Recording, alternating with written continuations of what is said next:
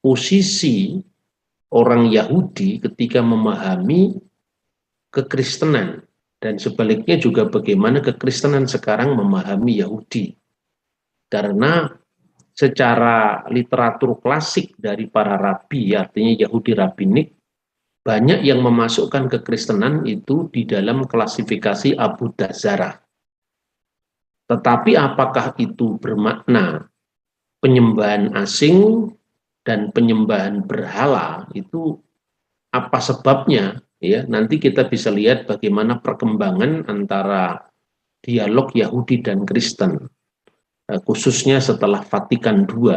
Jadi setelah Konsili Vatikan II dan beberapa saat lalu itu adalah peringatan 50 tahun Konsili Vatikan II tanggal 28 Oktober. Tahun ini genap 50 tahun. Dan salah satu piagam yang sangat terkenal, sikap Gereja Katolik tentang agama-agama lain itu termaktub di dalam piagam yang dikenal Nostra Aetate atau piagam zaman kita. Janganlah takut, sebab aku menyertai engkau. Janganlah bimbang, sebab aku ini Allahmu. Aku akan meneguhkan, bahkan akan menolong engkau. Aku akan memegang engkau dengan tangan kananku yang membawa kemenangan. Edukasi rohani. Bagaimana sikap atau cara pandang Gereja Katolik terhadap agama-agama lain, karena bagaimanapun juga itu juga menjadi salah satu refleksi Kristiani tentang bagaimana gereja memandang agama lain, juga agama lain memandang gereja. Ini sangat penting karena sekalipun banyak di kalangan gereja-gereja non-Katolik, misalnya WCC mengembangkan komisi juga dialog dengan Yahudi, dengan Islam, tapi contoh yang paling terkenal dan itu jangkauannya lebih luas itu adalah piagam Nostra Aetate atau piagam zaman kita. Nah, dalam terang pembahasan seperti itulah kita akan melihat bagaimana perkembangan dialog antara Yahudi dengan Kristiani. Nah, saudara-saudara, ungkapan Abu Dazarah itu sebetulnya ungkapan yang muncul dari refleksi para rabi Yahudi dalam memandang agama lain. Nah, bentuk yang paling tua tentang bagaimana cara pandang orang Israel terhadap bangsa-bangsa lain itu dijumpai dalam sebuah dokumen yang dikenal dengan Sefer Hayufelim atau Kitab Yobel. Nah, kitab ini ditemukan juga di dalam naskah-naskah Laut Mati di Qumran. Jadi ditemukan di gua keempat, ya. Kode naskahnya itu adalah 224 sampai 228. Dan karena ini menjadi naskah yang sangat tua, yang muncul sebelum zaman kekristenan, maka di sini menjadi salah satu contoh bagaimana cara pandang orang Yahudi, artinya orang Israel, karena kekristenan belum muncul saat itu, terhadap bangsa dan agama-agama mereka. Nah, ini satu contoh yang bisa dibaca dari dokumen tertua pra-Kristen ini. Pada tahun Yobel yang ke-28, Nuh mulai memerintahkan kepada putra-putranya peraturan dan perintah. Dan semua putusan yang diketahuinya, dan Nuh menasihati anak-anaknya untuk menjalankan kebenaran. Dan menutupi serta menjaga tubuh mereka, dan memuji pencipta mereka, menghormati ayah dan ibu mereka, mencintai sesama manusia dan menjaga jiwa mereka dari percabulan dan kenajisan dan semua kejahatan. Karena tiga hal ini dahulu datanglah air bah di atas bumi, karena barang siapa yang menumpahkan darah manusia dan siapa yang makan darah dan daging, apapun semua akan dimusnahkan dari muka bumi. Jadi di sini belum ada secara eksplisit ungkapan Abu Dazarah atau ibadah asing kepada dewa-dewa lain. Belum ada. Itu nanti baru muncul dalam sastra para rabi, khususnya dalam Talmud, yang sangat terkenal itu yang dirumuskan tentu setelah zaman Kristen. Antara lain yang diungkapkan dalam traktat Sanhedrin. Nah, mungkin saudara bertanya, ini ngaji kitab suci kok kita membaca literatur Yahudi, karena memang saya berpikir bahwa kalau Anda membaca Alkitab ya itu kan sudah bisa ditemui di gereja masing-masing. Tetapi saya ingin memberikan refleksi untuk melengkapi kita. Jadi bagaimana kita melihat Alkitab dalam konteks sejarah. Dan itu yang memang ditekankan oleh kajian-kajian kita selama ini, sehingga kita tidak gamang, kita tidak kagetan ketika menghadapi segala sesuatu yang berbau Ibrani, segala sesuatu yang berbau Israel, supaya kita melihatnya secara utuh, karena Alkitab itu tentu tidak bisa dilepaskan dari konteks sejarah. Nah, ini satu teks yang muncul pada masa setelah Kristen ya, yang nanti dikenal dengan 7 hukum anak-anak Nuh. Dan ini sekarang terkenal di seluruh dunia karena di Amerika pun itu sudah ditetapkan di salah satu putusan mereka bahwa ini menjadi etika baru di dalam melihat hubungan antara satu agama dengan agama yang lain. Makanya saya sering mengutip dokumen ini karena apa? Karena Amerika yang dulu didasarkan atas etika Protestan, sekarang ini mulai bagaimana cara pandang Yahudi ini menjadi alternatif bagi negara Amerika modern ini di dalam memandang agama-agama lain. Maka tanpa kita melihat bagaimana perbandingan cara pandang dari sudut pandang Kristiani, maka kita tidak bisa berhasil untuk menyejajarkan kekristenan ini dengan pemikiran-pemikiran yang lain. Nah, itulah sebabnya kenapa saya mengutip Konsili Vatikan II, karena satu-satunya pandangan yang dilembagakan oleh lembaga gereja yang sangat kuat, ya, yang kira-kira sejajar dengan gagasan tentang 7 hukum Nuh, ya hanya gereja Katolik saya kira. Itu yang penting supaya kita ada alternatif bandingan. Selama ini kan orang Kristen itu dipandang dari sudut pandang agama lain. Kalau di Indonesia biasanya Kristen dipandang dari sudut pandang Islam misalnya. Sehingga ukuran-ukuran Islam itu dijadikan untuk menilai agama lain, dan ini saya kira tidak fair. Begitu juga ada tren bahwa kekristenan mulai dilihat dari sudut pandang Yahudi. Maka dengan saya mengutip Konsili Vatikan II, ini salah satu model bagaimana kekristenan sekarang ganti memandang Yahudi, kekristenan ganti memandang Islam. Jadi ada alternatif-alternatif yang bisa kita bandingkan. Namun 7 hukum Nuh ini tidak salah, karena artinya bahwa ini dirumuskan berdasarkan, atau rumusan para rabi berdasarkan Alkitab. Ya, kita tidak perlu harus mengatakan siapa yang merumuskan, tapi memang ayatnya ada kan begitu. Dari Kejadian pasal 9. Maka dalam rumusan para rabi, 7 hukum Nuh itu 7 hukum yang berlaku bagi keturunan Nuh. Keturunan Nuh itu seluruh umat manusia. Jadi menurut pandangan orang Yahudi, hukum inilah yang berlaku bagi bangsa-bangsa, umat haolam, bangsa-bangsa di dunia.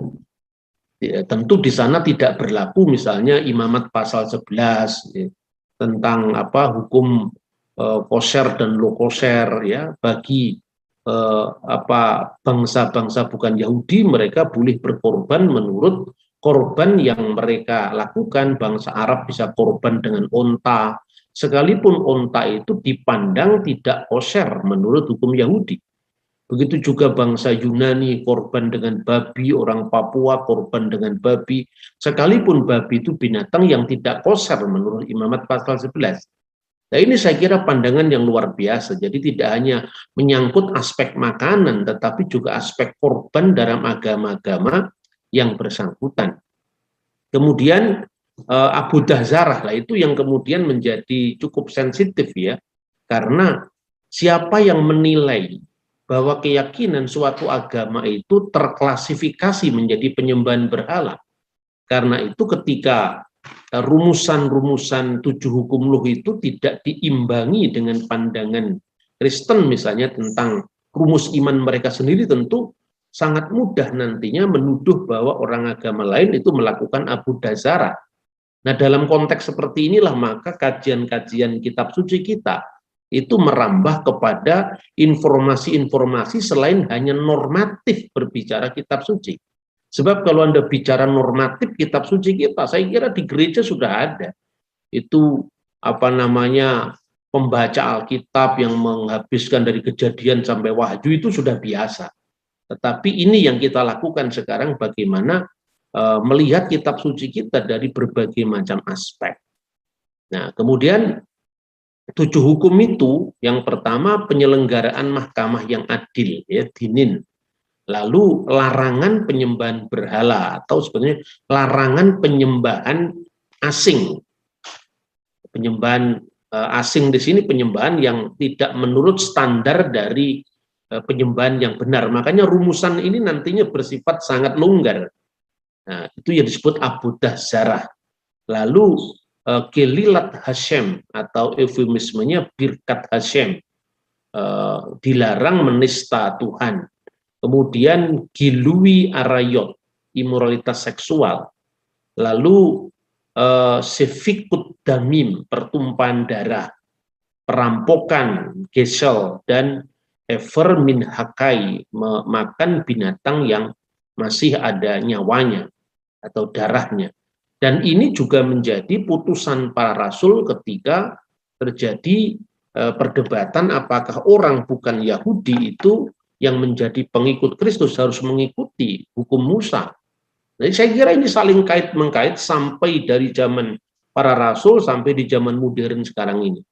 Kemudian apa yang disebut abudah zarah? Jadi ini yang harus clear, sebab kalau kita cuma dikatakan abudah zarah lalu diartikan penyembahan berhala, maka itu bisa saja orang Yahudi yang menghegemoni tafsir itu, maka Tritunggal diartikan penyembahan berhala, sangat bisa seperti itu.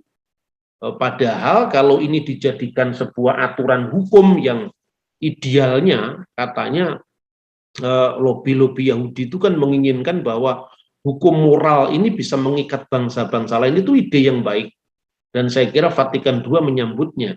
Tetapi nanti persoalannya pada hegemoni tafsir. Padahal hukum itu harus bersifat lex sirta dan lex stricta. Hukum itu bersifat kepasti, dan lex stricta artinya rumusannya harus strict, tidak boleh mengandung multi tafsir sehingga itu cenderung disampaikan untuk menilai orang lain, dan itu bisa terjadi dalam penegakan hukum. Jadi abudah zarah itu secara harafiah berarti penyembahan asing atau pelayanan yang aneh di mata orang Yahudi tentu saja, khususnya ditujukan kepada ibadah kaum non-Yahudi yang di mata Yahudi itu asing dan aneh. Jadi gambarannya tentang ibadah asing itu ketika bangsa Israel itu hampir memasuki tanah perjanjian, maka di situ Tuhan berpesan, nanti kamu akan memasuki wilayah di mana mereka memiliki tradisi yang jauh lebih kuat di situ tentang tradisi penyembahan, maka kamu jangan ikut-ikut dengan mereka. Maka kamu jangan terpengaruh dengan mereka, ya.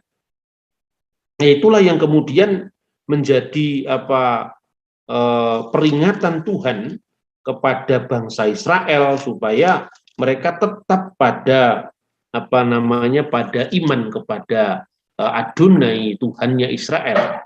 Nah, kemudian salah satu traktat tadi saya sebut abudah zarah itu membahas posisi orang Yahudi yang tinggal di antara orang-orang goyim, bukan Yahudi, yang berisi peraturan-peraturan bagaimana harus berinteraksi dengan apa yang disebut sebagai avudiha kohakim, yaitu para penyembah bintang-bintang, karena itu gambaran tentang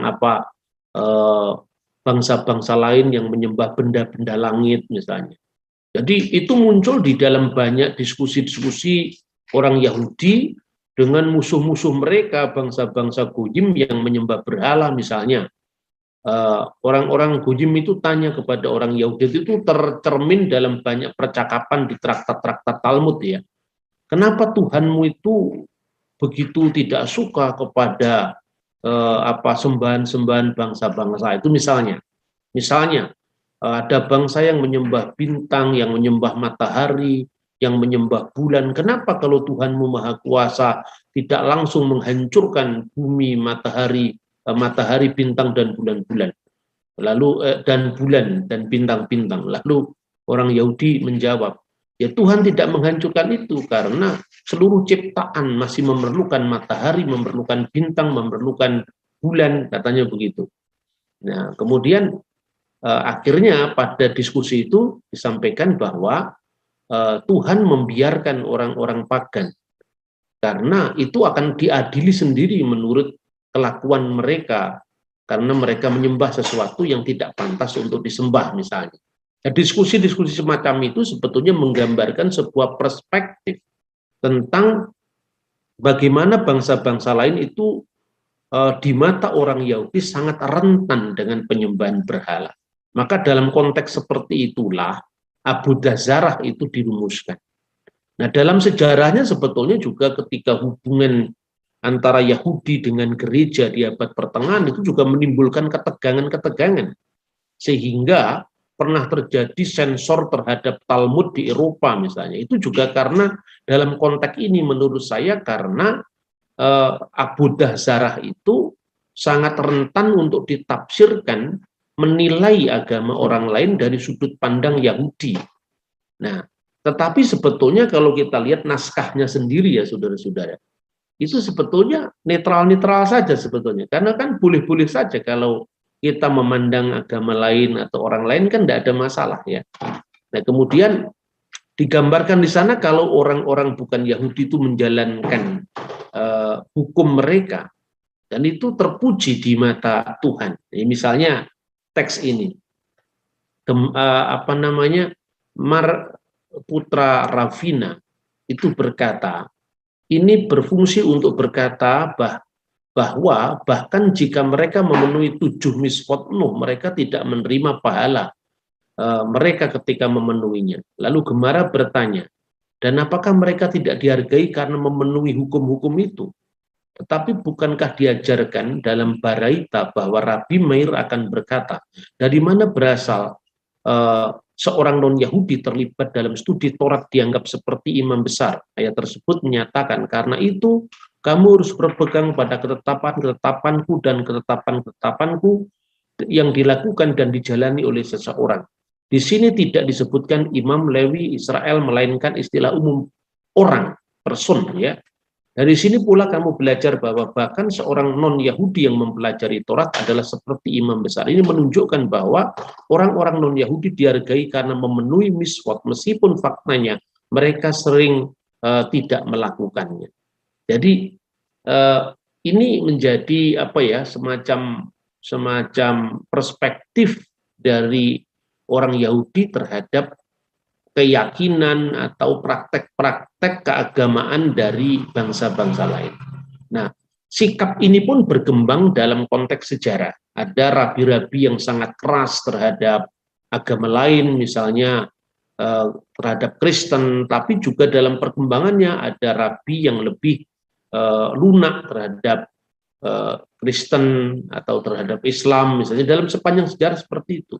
Maka dalam konteks seperti itulah kita perlu menyampaikan bagaimana pandangan kita tentang Yudaisme, pandangan gereja tentang Yudaisme supaya imbang, ya. Nah, apakah Trinitas termasuk dalam Abudah Zarah? Sikap Yahudi terhadap non-Yahudi di sini khususnya dikaitkan secara khusus dengan Islam dan Kristen. Mengenai Islam, ya karena sama-sama formula tentang keesaan Tuhannya kan sederhana. Islam kan cuma mengatakan tidak ada ilah selain Allah, ya. Allah itu esa di dalam sifatnya, di dalam perbuatannya, itu kan jauh lebih sederhana. Nah, Muslim biasanya digolongkan bukan termasuk penyembah ilah lain atau penyembah Abudah Zarah. Sedangkan Kristen, ya karena ajaran Tritunggal yang Maha Kudus itu lebih rumit di mata orang Yahudi, apalagi kesan buruknya mereka terhadap kekristenan selama abad pertengahan itu disalahpahami sebagai Abu Dahzarah. Padahal Abu Dahzarah maknanya secara netral itu adalah penyembahan asing. Artinya penyembahan apapun yang dilakukan oleh orang-orang bukan Yahudi itu adalah asing di mata Yahudi, termasuk penyembahan bangsa Arab dan agama Islam.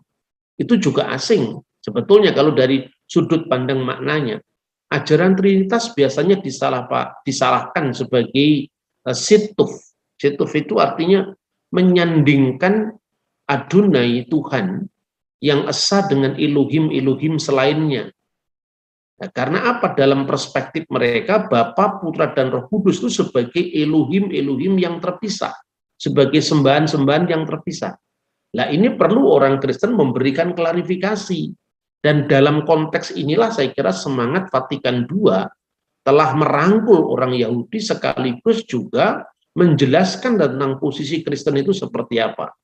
Menurut Rabbi Rambam atau Moshe bin Maimun yang hidup tahun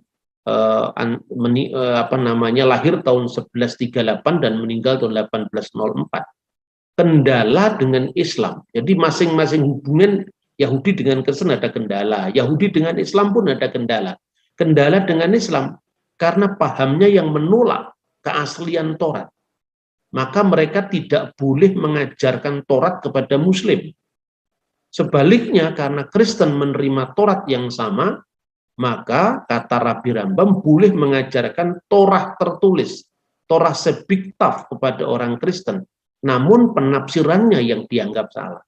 Jadi problem Yahudi dengan Kristen itu kitabnya sama, tetapi penafsiran yang dianggap menyimpang. Problem dengan Islam itu ajaran tentang tauhidnya yang sederhana dianggap memenuhi kriteria Yahudi tentang keesaan Tuhan, tetapi Taurat, pandangan Islam tentang Taurat tertolak.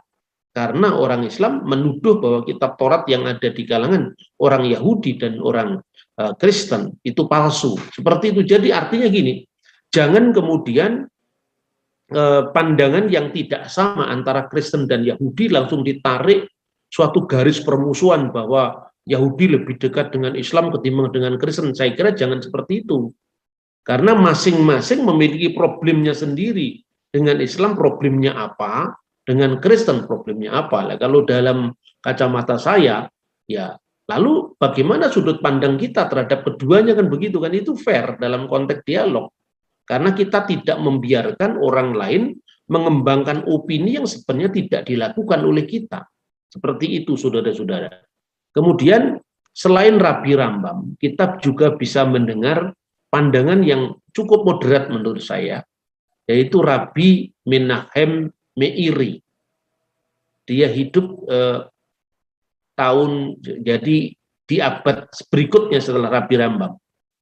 Tahun 1249 lahir dan 1315 dia meninggal. Jadi dia mengembangkan pandangan yang cukup baru tentang bagaimana hubungan Yahudi dan bukan Yahudi. Di mata Rabbi Meiri, Menahem Meiri ini sebetulnya begini. Abu Dahzarah itu tidak selalu dikaitkan dengan penyembahan berhala, tetapi itu adalah ibadah asing. Ibadah asing artinya apapun yang dilakukan dalam agama-agama non-Yahudi itu adalah asing. Jadi dia menafsirkan kata Abu Dahzarah itu lebih harafiah ketimbang tafsiran secara teologis. Nah, bangsa-bangsa bukan Yahudi itu ada yang lebih netral di dalam etika dan keyakinan mereka sehari-hari.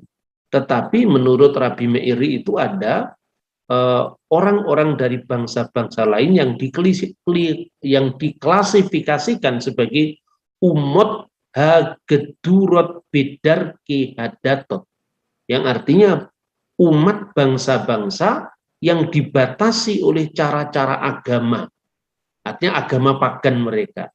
Nah, ini yang cenderung masuk dalam klasifikasi penyembahan berhala. Nah, oleh karena itu, maka di mata Rabbi Menahem Meiri bahwa kekristenan dan Islam tidak sama dengan agama-agama pagan yang ada pada zaman Mishnah dan Talmud ketika Abu Dazarah itu dirumuskan. Baik Kristen maupun Islam, keduanya adalah agama-agama monoteis dengan sistem hukum yang sebagian besar sesuai dengan nilai-nilai Taurat, katanya, kata Rabbi Meir ini. Nah, di dalam tulisan dari Rabbi Yosef Kulp, itu adalah seorang rabi dari aliran Yahudi yang konservatif, ya, di Yerusalem. Dia menulis satu komentar yang judulnya itu adalah Daf Shifui Abu Dazarah 2a dan 6b. Di situ Rabbi Yosef mencatat bahwa Trinitas dalam konteks iman Kristen itu tidak termasuk dalam penyembahan berhala. Misalnya dalam Orah Hayim 156 dan Darke Mose 2 itu situf diizinkan bagi bangsa-bangsa non-Yahudi. Jadi karena mereka ini menurut pandangan Rabi ini, agama-agama lain termasuk Kristen, itu ketika dia menyandingkan di samping Allah Israel itu sosok lain dalam pemujaan. Kalau itu pikiran mereka kepada Allah yang satu itu tidak termasuk penyembahan berhala.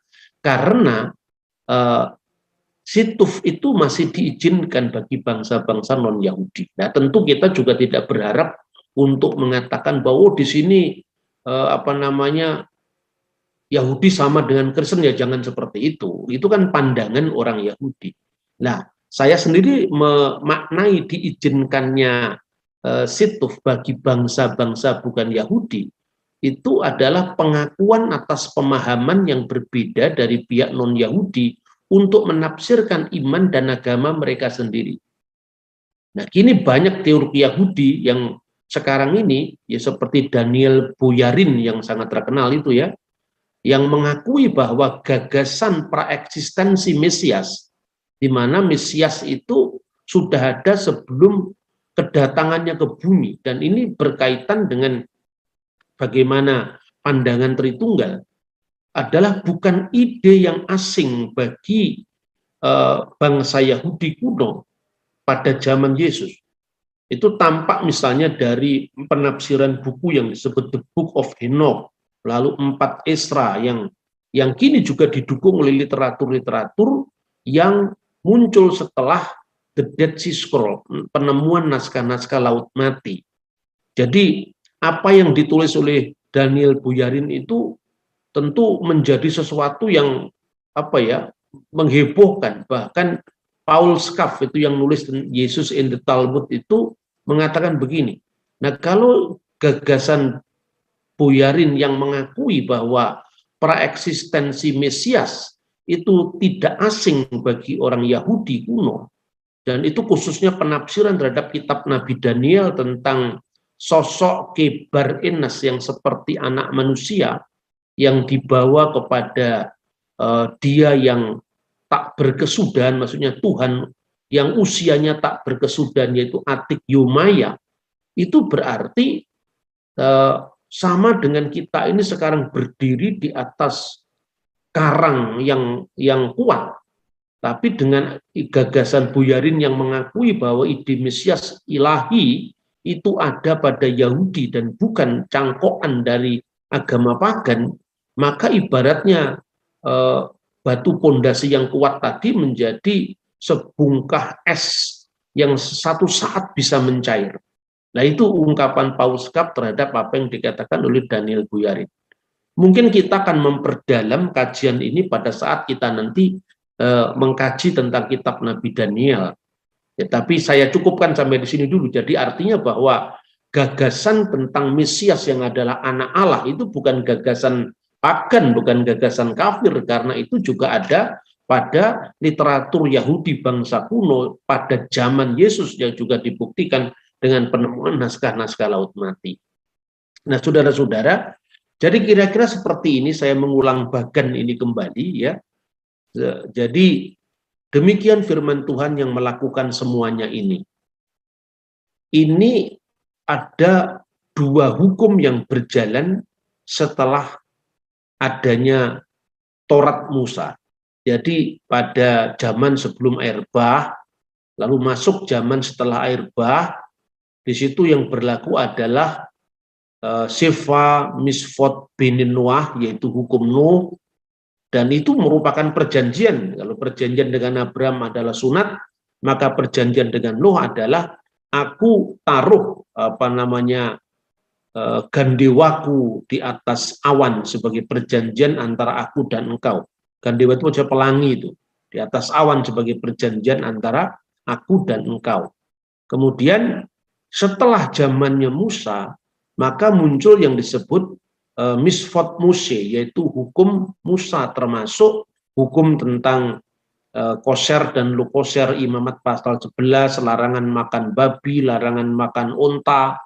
Sebelumnya tidak ada, sekalipun di dalam kitab Kejadian sudah ada ungkapan binatang yang tame dan tahor, itu dalam konteks kurban, bukan dalam konteks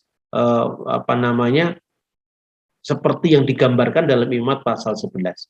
Nah, menurut tradisi Yahudi, 70 tahun pertama Abraham itu masih menjadi orang goyim. Tapi setelah dia disunat, kemudian dia menjadi rintisan sebagai Yehudim yang pertama, pra-Musa. Itu gambarannya seperti itu.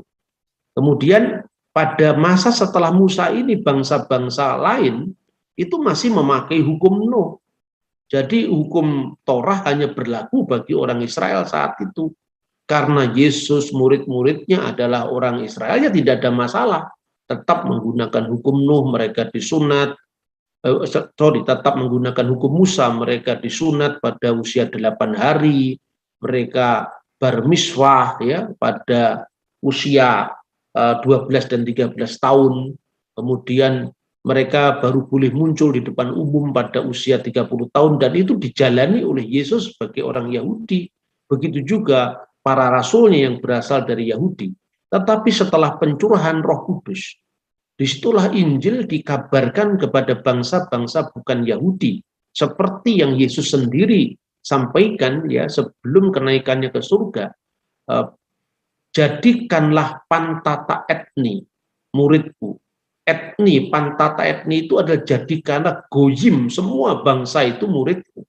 Jadi kata etni dalam bahasa Yunani itu salah satu terjemahan juga dari kata goyim dalam bahasa Ibrani. Maka jadikanlah semua bangsa muridku, itu artinya mencakup jemaah-jemaah Kristen yang berasal bukan dari Yahudi. Nah, ketika muncul pemaksaan paradigma yang dilakukan oleh orang-orang Farisi yang menjadi Kristen, bahwa orang-orang yang bukan Yahudi yang mengikuti iman Kristen kepada Yesus, mereka harus disunat menurut hukum Musa, dan mereka harus melakukan semua hukum Taurat. Dan apa yang diusulkan yang dipaksakan oleh orang-orang Farisi yang menjadi Kristen itu melampaui apa yang ditradisikan oleh para rabi sebelum dan setelah Kristus.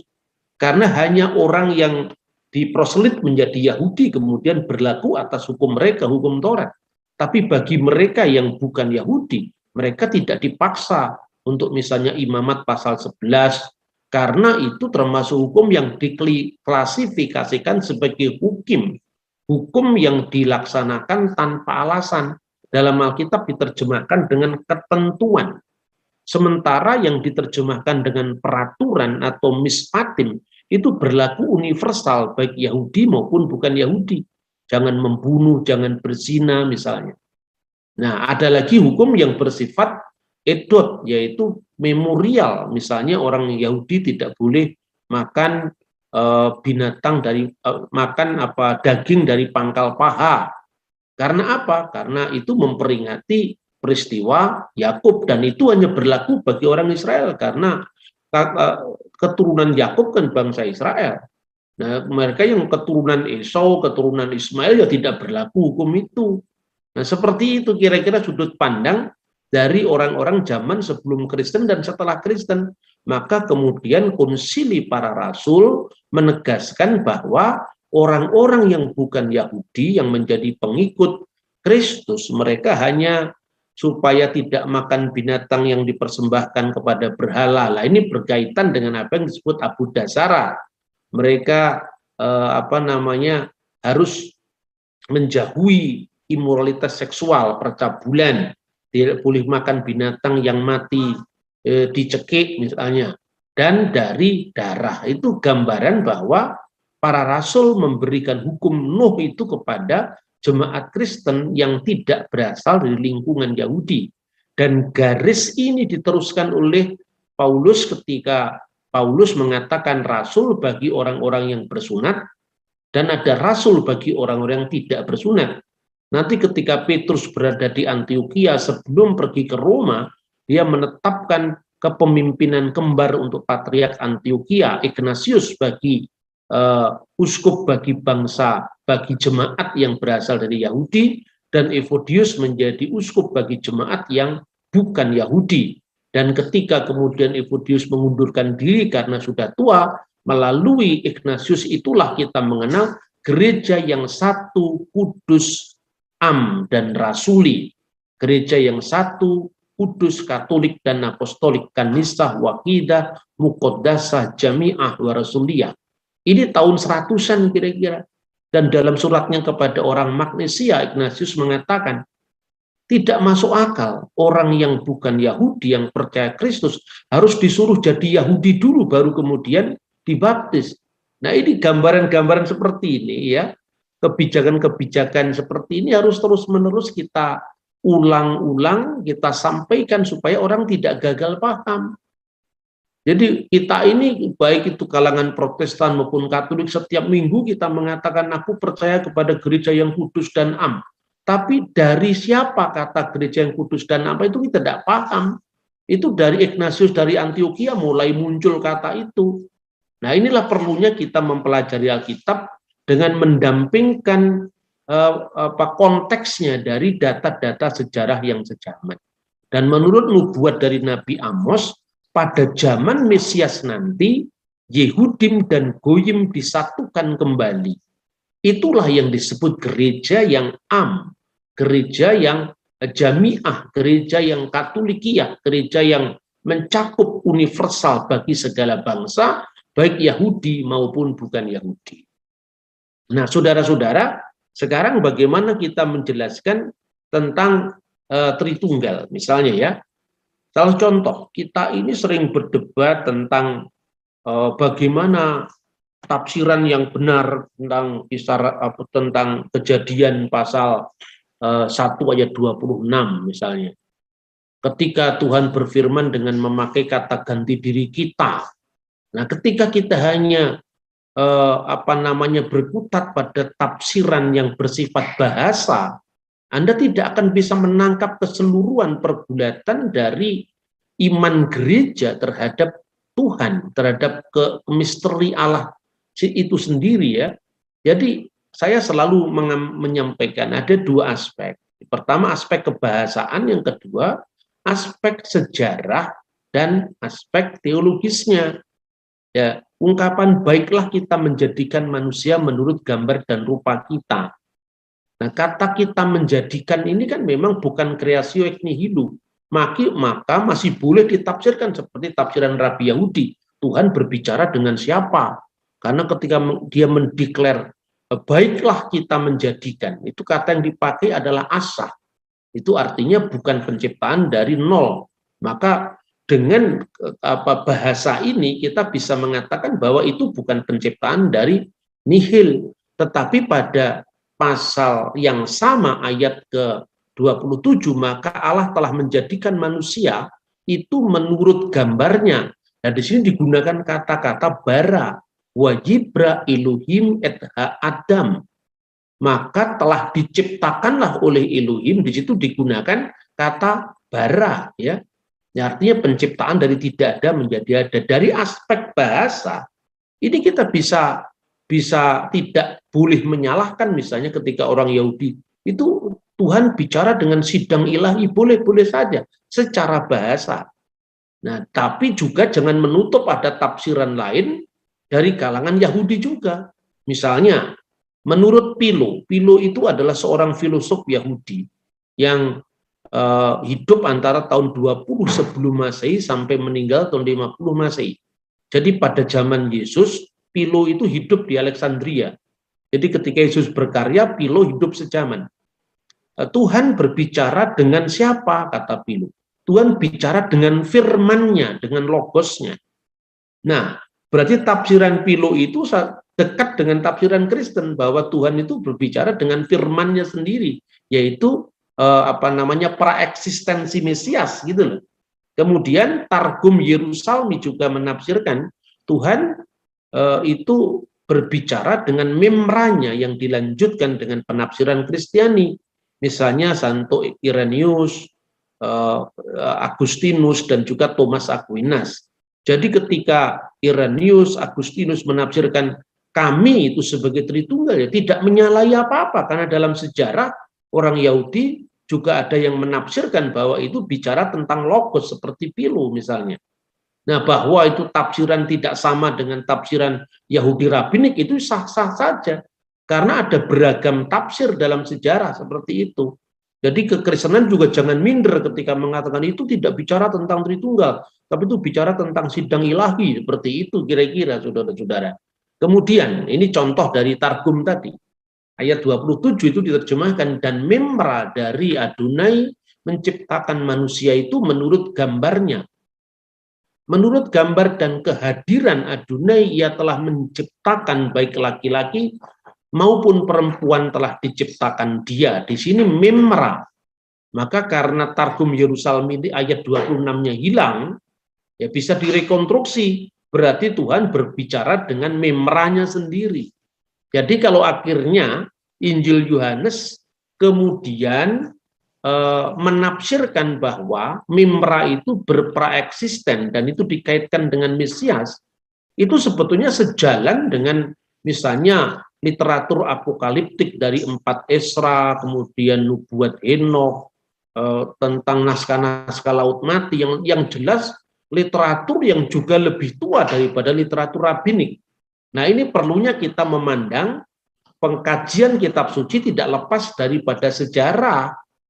Sebab kalau kita hanya berkutat pada bahasa, ya saya kira sama dengan kalau Anda mengatakan sekarang ini ketika bicara tentang bahasa Jawa, Anda akan menunjuk native speaker. Native speaker itu bisa Cak Kartolo, bisa Cak Kardi, bisa Pak Dekarwo. Tapi yang kita ingat ini kan bahasa Jawa bukan pada zaman sekarang. Maka Anda harus belajar kepada Sudmuder, kamus bahasa Jawa kuno misalnya. Anda harus belajar pada prasasti. Di situ munculnya sejarah mendampingi penafsiran kitab suci. Sebab paling gampang ketika orang itu dibuat minder wardegait kompleks hanya karena membaca tafsiran Yahudi dalam bahasa Ibrani. Nah, kemudian itu Philo mengacu pada gambar Allah itu sebagai logosnya. Kemudian sayang sekali ya pandangan Philo ini jatuh bercorak pada pandangan Helenistik, sehingga dia gagal mempertahankan monoteisme Yahudinya ketika menyebut logos sebagai deuterotheos, Allah yang kedua. Maka sejak saat itu kira-kira orang Yahudi tidak bisa menerima Philo, karena Philo dianggap terlalu jatuh kepada Helenisme, pandangan Yunani. Padahal sebetulnya Philo itu adalah mewakili pandangan Yahudi Helenik ketika orang-orang Yahudi menerjemahkan Alkitab di dalam bahasa Yunani yang dikenal dengan Septuaginta pada masa pemerintahan Ptolemeus abad ketiga sebelum Masehi sampai kira-kira abad-abad awal kekristenan, kira-kira seperti itu. Nah, tetapi justru seandainya banyak rabi terbuka untuk membandingkan dengan sastra hikmat, di mana hokmah itu berpraeksisten bersama Tuhan, itulah yang melatar belakangi Yohanes pasal 1 ayat 1.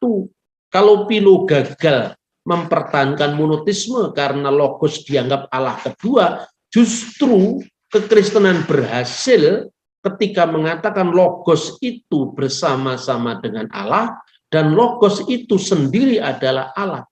Logos in proston theon ketios in logos, bahwa logos itu bersama-sama dengan Allah untuk menekankan praeksistensi sang Mesias yang tadi jejaknya bisa dilihat dari kitab Henokh, kemudian tafsiran kitab Daniel menurut naskah Laut Mati, kemudian kitab 4 Esra, ya, yang sekalipun itu tidak diakui sebagai kanonik, tapi merepresentasikan pandangan Yahudi tertentu pada zaman sebelum Masehi dan abad pertama Masehi, sebuah konteks yang sebetulnya sejaman dengan zaman Kristus sendiri. Ya, inilah yang sebetulnya ditekankan oleh Daniel Boyarin ketika dia mengatakan bahwa kekristenan tidak berakar pada agama pagan, tetapi sesungguhnya pada paham apokaliptik Yahudi kuno yang sejaman dengan munculnya kekristenan.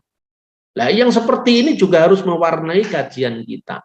Nah, sekarang pertanyaannya, kenapa kekristenan itu mudah sekali dituduh dengan abodazarah dalam makna penyembahan berhala? Coba Anda lihat gambar dari dua hal yang saya tampilkan ini. Abodazarah bisa dibangun dari kesan fisik gambar sesat tentang Tritunggal dalam seni gereja di Eropa. Perhatikan ini, Yesus digambar itu boleh karena memang menjadi manusia. Roh Kudus berteofani dalam bentuk burung merpati, boleh karena memang itu ada teofani, bisa dilihat orang. Tetapi Anda lihat yang satunya itu, gambaran orang tua berjenggot putih, kemudian berjubah ungu. Nah, ini kan gambar yang kurang ajar. Maka orang-orang Kristen saya harapkan setiap ada gambar seperti ini langsung coret, dibuang ke tempat sampah. Inilah yang menyebabkan orang-orang bukan Kristen memahami seolah Tritunggal itu 3 oknum yang terpisah. Padahal itu bertentangan dengan ajaran gereja dan bertentangan dengan Alkitab. Gambar ini bertentangan dengan Yohanes pasal 1 ayat 18. Karena Sang Bapa itu tidak bisa digambar, tidak bisa dilukis, tidak seorang pun pernah melihat Allah. Lalu bagaimana cara menggambarnya Allah Bapa? Kok bisa digambarkan orang berjubah coklat, berjubah ungu, kemudian rambutnya putih seperti Kiai Tunggul Wulung seperti ini kan nggak layak bagi gereja sebetulnya. Nah, inilah yang membuat ya orang-orang di luar kekristenan seperti Saksi Yehova yang membayangkan bahwa Tritunggal itu Tuhan berkepala 3. Karena apa? Karena seni kita ini terlalu liar. Seni kita ini tidak didasarkan atas pemahaman teologi yang benar. Jangan menganggap ini sekedar seni. Tapi seni ini telah membuat berjuta-juta orang yang menggemari lukisan ini untuk membayangkan secara sesat bahwa Allah itu bisa digambar. Dan ini bertentangan dengan Yohanes pasal 1 ayat 18. Tapi gambar yang di sebelahnya itu benar karena memang Bunda Maria manusia. Karena ketika Firman menjadi manusia, Yesus itu mulai kecil, remaja, sampai dia berkarya itu bertambah-tambah hikmatnya. Tentu yang bisa digambar itu bukan keilahian Kristus, yang digambar itu bukan Allah Bapa, yang digambar itu bukan Allah yang sesungguhnya ruah adanya yang tidak kelihatan. Yang digambar itu adalah wujud inkarnasinya. Maka teologi tentang ikon itu adalah gambaran tentang bukti inkarnasi firman. Nah, memang sebetulnya bisa dijelaskan lebih lanjut ya. Misalnya, kalau kita membaca Taurat dengan teliti sebetulnya, yang dilarang itu kan menggambar Tuhan. Menggambar Allah itu yang dilarang. Tapi malaikat itu malah bukan sekedar gambar. Itu bentuknya itu sudah 3 dimensi mirip dengan patung. Tapi tidak perlu kita berdebat seperti ini, karena apa? Karena orang yang dilihat itu kan hanya sekilas apa yang bisa dibaca, sekilas apa yang bisa dilihat. Jadi ketika kemudian dalam sebuah seminar atau webinar atau apa, orang bertanya, bagaimana hukumnya menyembah manusia? Nah, iya toh? Ya, hukumnya menyembah manusia itu gara-gara gambar sesat seperti ini. Kan seperti itu, sudah. Makanya hati-hatilah. Seniman juga harus ngerti Alkitab, ya, bukan sekedar seniman liar kemudian duduk di bawah pohon beringin, kemudian dapat imajinasi lalu digambar. Lah itu jangan-jangan imajinasinya berasal dari Gendruwo Baiti. Yang seperti itu tidak boleh. Ketika pelukis-pelukis itu kalau bisa ya meditasinya setelah baca kitab suci, setelah diskusi dengan para rahib atau dengan para abuna, supaya tidak salah. Nah, kemudian itu hal yang penting sekali. Yang pertama, ancaman sesat dari jalan Trinitas yang sebenarnya. Yang pertama itu adalah nalar ahistoris. Nalar ahistoris, yaitu tadi misalnya, kita begitu gampang kagetan, gampang gumunan. Jadi yang bicara ini, native speaker, bahasa Ibrani. Ternyata kata kita itu, artinya itu jamak keagungan, tidak bisa ditafsirkan Tritunggal. Nah, pandangannya tentang Tritunggal juga pandangan yang sederhana. Awam metafisika, tidak bisa membedakan satu Tuhan dengan satu batu. Maka akibatnya ketika firman turun ke dunia menjadi manusia, surga dianggap kosong. Padahal Tuhan itu tidak bisa dibatasi oleh ruang dan waktu. Maka sesungguhnya ya, saudara-saudara, kalau Anda belajar memahami agama itu secara lebih santai, tapi juga lebih serius, lebih saintifik, ya, dengan tidak memandang segala sesuatu itu hitam putih, artinya menyederhanakan masalah.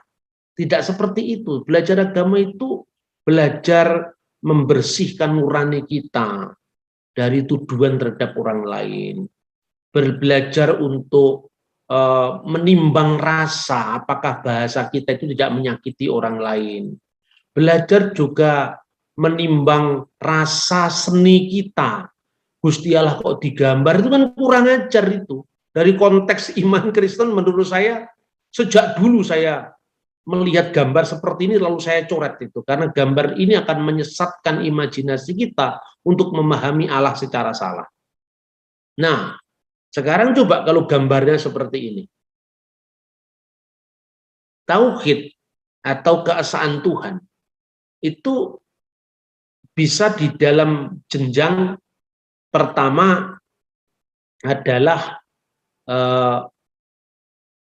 sifatnya itu fisik, ya. Nah, fisik ini cuman mengatakan tauhid bilangan.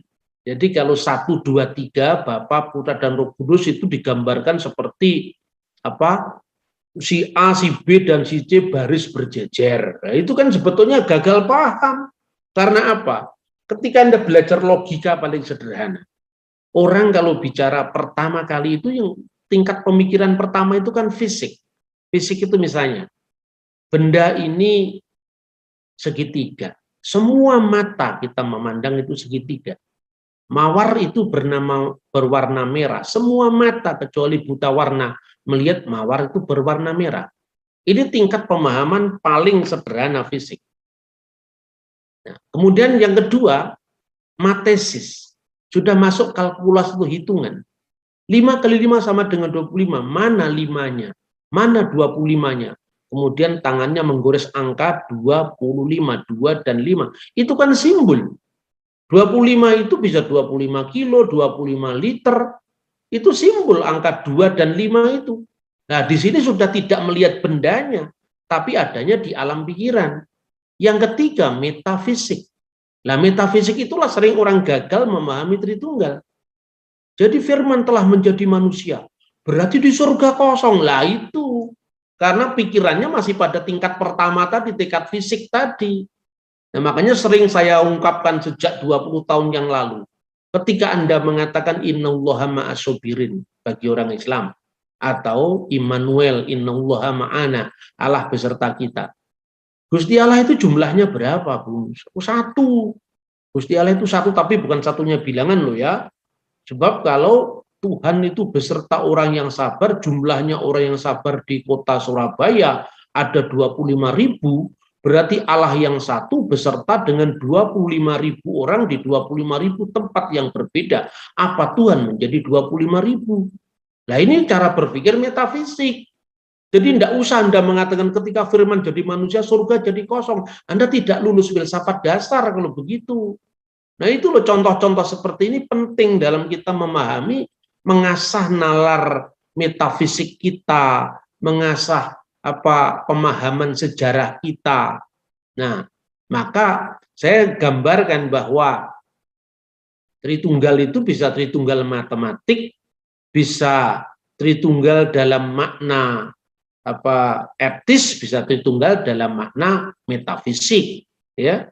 Tauhid dalam makna bilangan itu ya tadi itu gagal paham memahami yang metafisik dipahami secara matematik, itu dipahami secara fisik maupun matematik, itu mestinya bicara tentang misteri Allah, bicara tentang Allah yang Ein Sof, yang tidak terbatas, bicara tentang Allah yang tidak bisa diumpamakan dengan apapun, itu pada tingkat pemikiran ketiga, yaitu metafisika. Jangan diturunkan ke fisik dan matematis, karena Tuhan bukan bilangan, Tuhan tidak terikat oleh ruang, oleh waktu. Nah, setiap agama itu memiliki bagaimana, karena Tuhan yang jauh itu dipahami secara dekat, maka ada ajaran tentang awatara, ajaran tentang Taurat yang praeksisten, ajaran tentang Quran yang sudah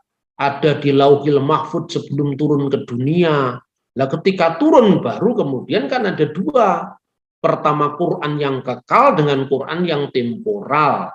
Nah, ketika Quran yang kekal itu adalah firman Allah yang kekal, maka kemudian kertasnya terbakar. Lah itu kan berarti ada wujud fisiknya.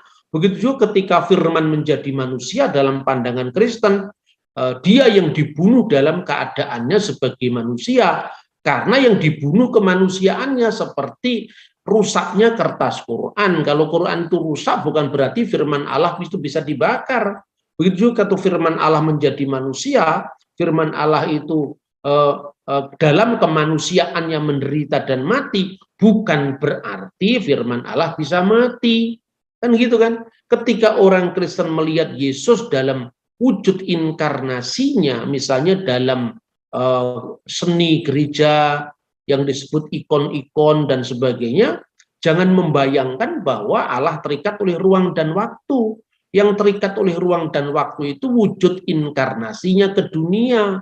Seperti itu loh. Jadi jangan lagi berkata bahwa apa hukumnya Tuhan, menyembah manusia, itu bukan pikiran orang yang bisa membedakan antara fisik, matesis dengan metafisik tadi. Nah, kemudian gambaran tentang bagan-bagan seperti ini juga ada di dalam mistik Yahudi, misalnya Kabalah. Nah, dalam Kabalah itu digambarkan bahwa Tuhan menciptakan dunia dengan 3 sifat intelektual yang disebut hokmah, ya, hikmat, kemudian pemahaman, binah, dan da'at, ilmu. Dari 3 aspek itu kemudian beremanasi sefirot menjadi 7 sifat emosional, yaitu hesed, kebaikan, gifurah, ya, keadilan atau din, keindahan, tiferet, kemudian nesyah, keabadian, kemuliaan, ya, pondasi, yesod, dan kepenguasaan, malkut yang diidentikan dengan sekinah ilahi. Nah, sekarang pertanyaannya, apakah ini juga mudah dipahami? Ya, lebih rumit dari Tritunggal juga sebetulnya. Sebab sekarang pertanyaannya, Tuhan yang satu kemudian mengemanasikan dirinya dalam 3 bagian tadi. Jadi 1 menjadi 3 menjadi 7. 7 sefirot tadi. Apakah ini juga tidak rumit? Kan begitu. Maka jangan dilihat gambar Allah yang difoto dengan jubah tadi, itu bukan gambar teologis, itu gambar seniman liar yang tidak mewakili ajaran Kristen. Maka juga orang Kristen yang benar jangan suka memasang gambar seperti itu. Mulai sekarang yang di status-statusnya ada gambar, cepat hapus. Karena itu Anda akan membuka peluang orang lain untuk menyalahpahami iman kita. Ya. Kemudian kalau iman Kristen seperti ini gambarannya. Jadi artinya orang bisa mengatakan sefirot itu kan tidak lepas dari Allah. Ya benar. Bapa, Putra, dan Roh Kudus dalam wujud ontologisnya itu juga tidak pernah lepas dari Allah. Karena Allah itu cuma satu. Maka Bapa itu adalah eksistensi Allah, wujudnya Tuhan, eksistensi Tuhan yang ruah adanya tadi. Kemudian dalam dirinya itu genetos, melahirkan firman-Nya. Melahirkan itu bukan berarti Allah itu beranak. Kalau Bung Karno melahirkan gagasan Pancasila, tidak perlu tahu siapa istrinya Pancasila, ibunya Pancasila, karena melahirkan ide itu tidak sama dengan melahirkan anak manusia, tidak sama melahirkan fisik kan. Nah itu apa artinya putra Allah atau firman Allah? Allah menyatakan diri melalui firman-Nya. Lalu pada saat yang bersamaan, ya, dalam kekekalan Tuhan tadi, Allah mengalirkan roh-Nya. Itulah yang disebut Roh Kudus. Maka dikatakan dalam Alkitab, kita percaya akan satu Tuhan Yesus Kristus, firman Allah. Maka Yesus mengatakan bahwa kalau Allah Bapamu, kamu mengasihi aku sebab aku keluar dan datang dari Allah. Begitu juga tentang Roh Kudus, dikatakan keluar dari Bapa, berarti sumbernya satu. Bapa, Putra, dan Roh Kudus itu Bapa, Allah, firman-Nya dan Roh-Nya. Dalam lingkaran kekal itulah yang kemudian menciptakan alam semesta. Dari tidak ada menjadi ada. Maka dikatakan Beresit bara Elohim et hasamayim ve'et sa'aret, pada mulanya Allah menciptakan langit dan bumi. Bagaimana proses penciptaan itu? Veha aret hayyetah tohu wa buhu wa hosek alfinitihum wa ruah Elohim merah kefet alfinihamayim. Bumi itu belum berbentuk, gelap gulita, kegelapan menutupi samudera raya, dan ruah Elohim menyalurkan hidup pada ciptaan yang belum terbentuk tadi. Maka ruah Elohim itu menjadi sumber hidup pada diri Allah sendiri, juga menjadi sumber hidup bagi ciptaannya. Melalui ruah Elohim itu disalurkan sumber hidup nabati, sumber hidup hewani, sumber hidup kosmik, termasuk alam semesta bergerak pada orbitnya masing-masing, tumbuh-tumbuhan tumbuh pada habitatnya masing-masing. Begitu juga menyalurkan roh kehidupan. Roh yang disalurkan ke ciptaan tidak sama dengan roh yang kekal. Karena roh yang disalurkan dalam ciptaan itu adalah potensi hidup yang diberikan Allah dari kemahahidupannya. Maka Allah menciptakan dengan roh-Nya ketika memberikan, menyalurkan hidup pada ciptaan. Dan kemudian yang kedua, Yomer Elohim Yehi Ur wa Yehi Ur. Dan berfirmanlah Allah, jadilah terang, maka terang itu jadi. Maka Allah dalam kekekalan Bapa, Putra, dan Roh Kudus, Elohim, Ruah Elohim, dan Dafar Elohim, itulah yang menjadi pangkal segala ciptaan. Maka dalam dirinya sendiri, Bapa, Putra, dan Roh Kudus itu wujud alkoholik. Sementara yang dihasilkan dari firman-Nya dan Roh-Nya itu namanya wujud al-makhluk yang diawali oleh waktu kreasio et nihilo. Sekarang bandingkan dengan sefirot-sefirot ini. Kalau dalam sefirot Yahudi ini, ya, segala sesuatu keberadaan itu identik dengan Tuhan karena itu emanasi, bukan kreasio et nihilo. Maka dalam pandangan orang modern pun filosof seperti filosof Yahudi namanya Spinoza itu cenderung ke panteistik. Sementara dalam iman Kristen, Tritunggal itu menjadi pagar ortodoksi agar satu pihak kita tidak jatuh pada politisme, penyembahan banyak Tuhan, tapi juga tidak jatuh kepada panteisme di mana alam ini delewer dari Sang Pencipta. Makanya dalam kekekalan Bapa, Putra, dan Roh Kudus itulah yang disebut wujud al-makhluk yang dibedakan, wujud alkoholik yang dibedakan dari wujud al-makhluk. Itu maknanya. Sampai apa enggak kira-kira otak kita ini memahami ini? Kalau enggak sampai, jangan menuduh Tritunggal lagi sebagai menyembah manusia. Karena memang pemahamannya tidak semudah apa yang dibayangkan orang. Nah, makanya saya bilang ini sekarang, kalau Tritunggal hanya dalam bentuk pemahaman bilangan, ya Tritunggal tidak etis, maka ISIS yang tauhid, monoteisme yang hanya sekedar bilangan bisa jatuh kepada tindakan yang tidak selaras dengan kerahiman ilahi. Ngakunya Tuhannya satu, tapi membunuh orang dianggap lazim, misalnya ISIS yang kemarin itu. Jadi mula-mula tujuannya mulia karena ngupadi sangkan paran. Mula-mula mencari asal-usul kehidupan dan tujuannya, yaitu Tuhan, tapi di tengah jalan dibegal buto cakil seperti gambar ini. Makanya monoteismenya jatuh kepada etika yang jatuh etikanya tadi. Yang kedua, monoteisme Abraham itu didasari atas ketaatan. Jadi seperti Abraham berangkat taat tanpa bertanya. Maka sebetulnya kalau jujur dikatakan ya, dalam piagam Nusra Aitati, piagam zaman kita, itu ada penilaian gereja Katolik terhadap agama Yahudi dan agama Islam. Jadi ketika orang Yahudi memandang orang Kristen masih belum terlalu murni dalam Abu Dasarah, kira-kira kalau dikembalikan, orang Yahudi itu baik, mereka memahami monoteisme. Tapi monoteismenya masih berhenti pada monoteisme Abraham. Karena Abraham itu disuruh berangkat ke suatu tempat yang dia sendiri tidak tahu. Nah, kira-kira begitu juga Islam. Ini pandangan Kristen, kan boleh-boleh saja. Wong kita selama ini dinilai, masa kita tidak boleh menilai, kan itu kan? Nah, tetapi monoteisme Kristen itu monoteisme pada tingkat metafisik yang tertinggi, salvific yang mengandung keselamatan. Karena kita tidak sekedar mendeklarasikan keesaan Allah, tapi Allah yang esa yang telah memberikan cinta kasih-Nya melalui firman yang menjadi manusia, sehingga melalui Dia keselamatan ini tiba. Akulah jalan dan kebenaran dan hidup, dan tidak seorang pun yang sampai kepada Bapa kalau tidak melalui aku. Tidak seorang pun sampai kepada Bapa kalau tidak melalui firman-Nya Sang Bapa.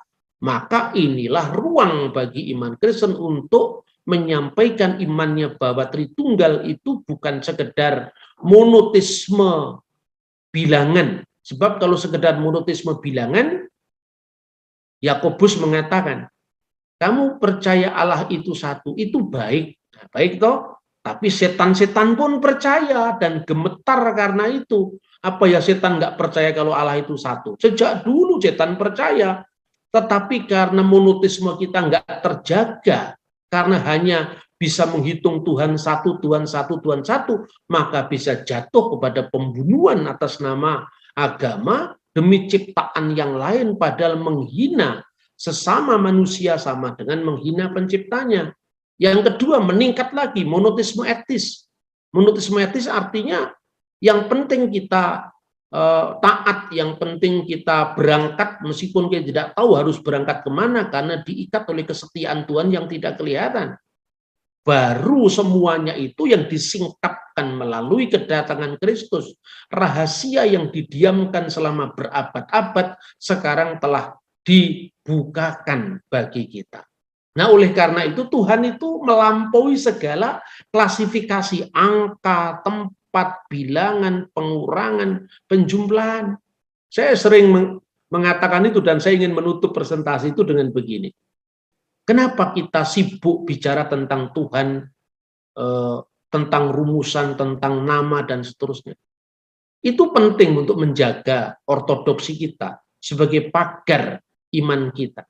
Tetapi sesungguhnya Tuhan itu melampaui dari klasifikasi angka, bilangan, pengurangan, penjumlahan. Termasuk bahasa. Bahasa Ibrani, bahasa Yunani, bahasa Arab.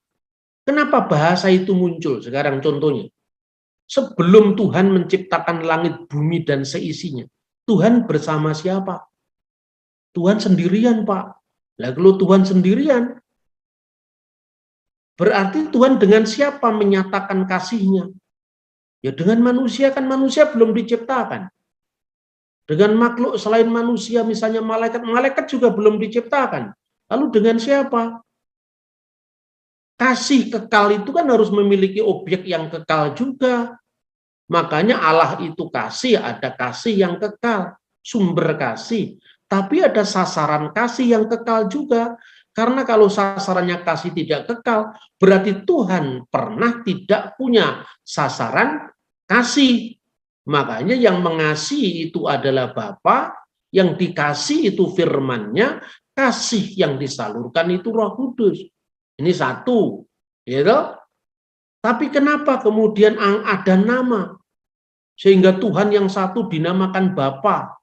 Kemudian dalam Bapa ada Putra.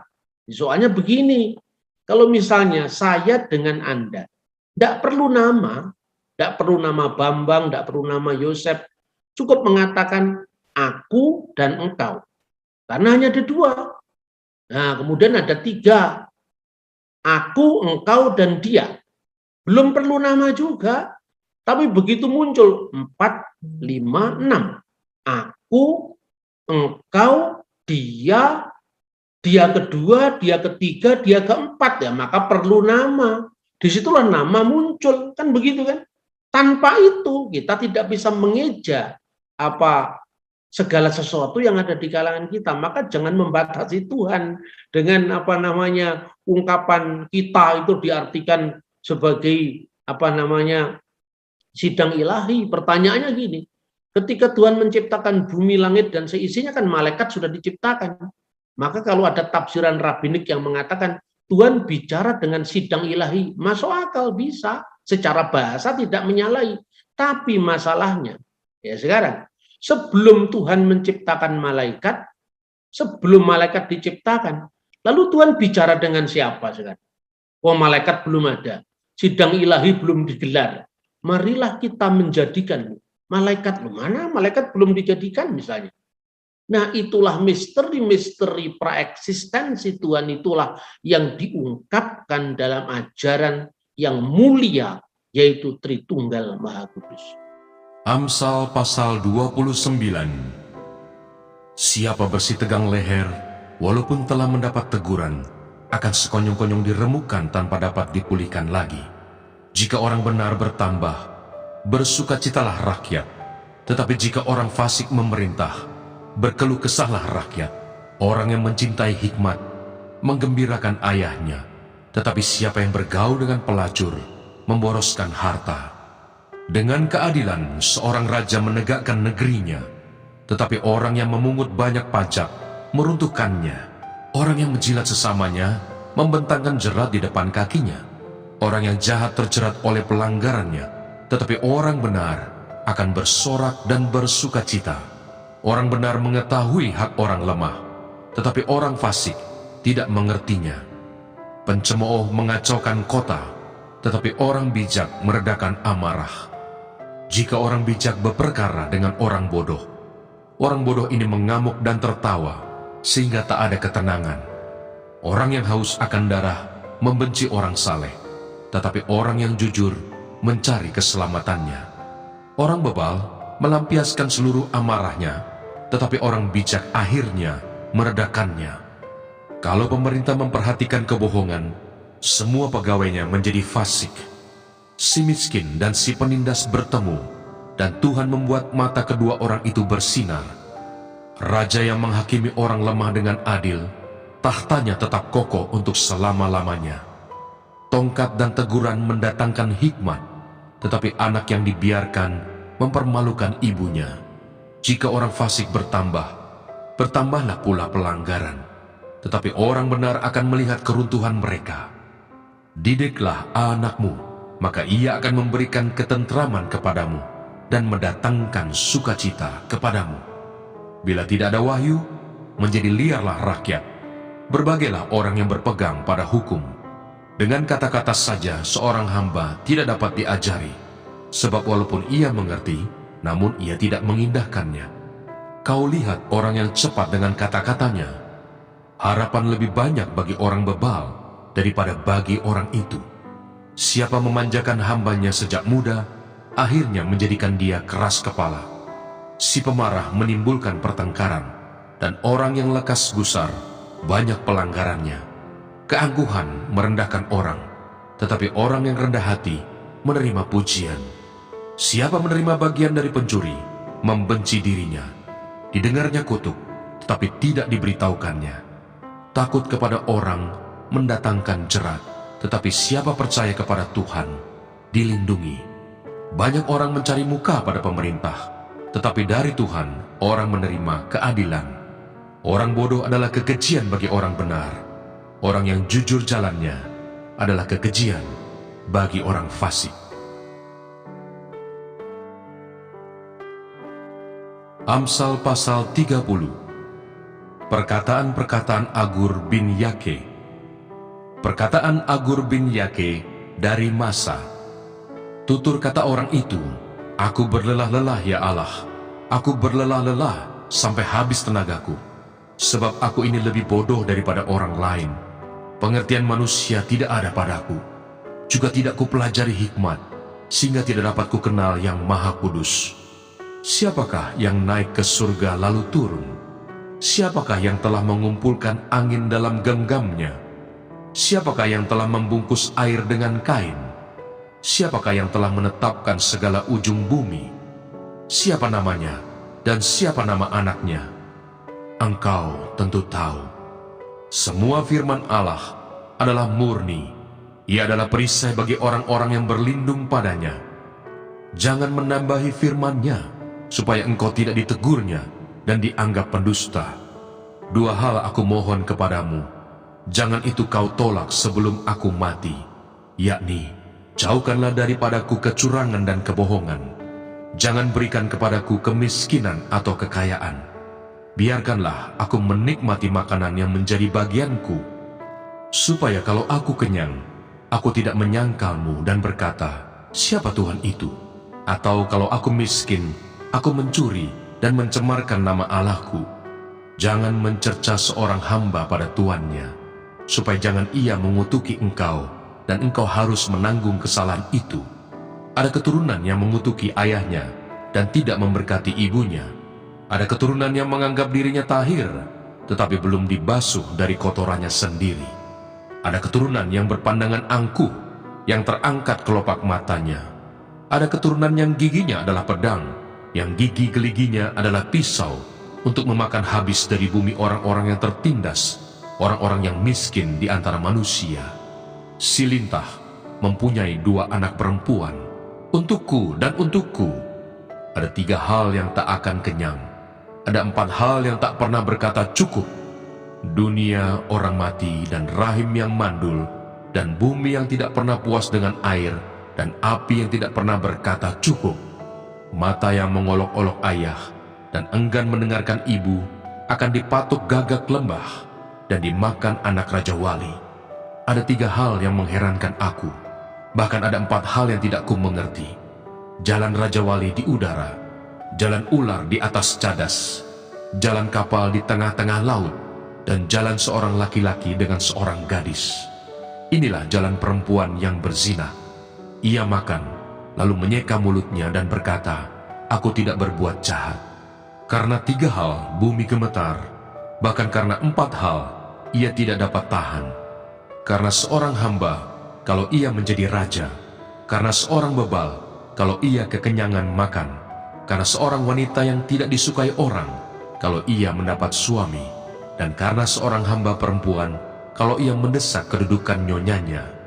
Ada 4 binatang yang terkecil di bumi, tetapi yang sangat cekatan. Semut, bangsa yang tidak kuat, tetapi yang menyediakan makanannya di musim panas. Pelanduk, bangsa yang lemah, tetapi yang membuat rumahnya di bukit batu. Belalang, yang tidak mempunyai raja, namun semuanya berbaris dengan teratur. Cicak yang dapat kau tangkap dengan tangan, tetapi yang juga ada di istana-istana raja. Ada 3 binatang yang gagah langkahnya, bahkan 4 hal yang gagah jalannya, yakni singa yang terkuat di antara binatang, yang tidak mundur terhadap apapun, ayam jantan yang angkuh atau kambing jantan, dan seorang raja yang berjalan di depan rakyatnya. Bila engkau menyombongkan diri, tanpa atau dengan berpikir, tekapkanlah tangan pada mulut. Sebab kalau susu ditekan, mentega dihasilkan, dan kalau hidung ditekan, darah keluar, dan kalau kemarahan ditekan, pertengkaran timbul.